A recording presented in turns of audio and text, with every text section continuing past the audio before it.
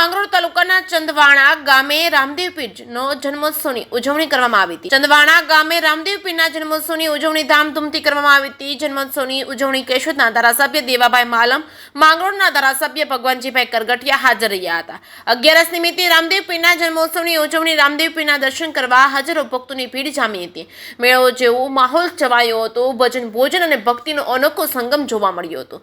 તમામ રાજકીય આગેવાનો ભગવાન રામદેવ પીરના દર્શન માટે ચંદવાણા ગામે પહોંચ્યા હતા। જે.કે. સિંહ ગુજરાતી સાથે પ્રતાપ સિસોદિયા, માળિયા હાટીના। ભગવાનજીભાઈ કરગઠિયા, ધારાસભ્ય માંગરોળ, આજ રોજ માંગરોળ તાલુકાના ચંદવાણા મુકામે બાબા રામદેવજી મહારાજના જન્મદિવસ નિમિત્તે મેળાનું આયોજન થયેલું છે।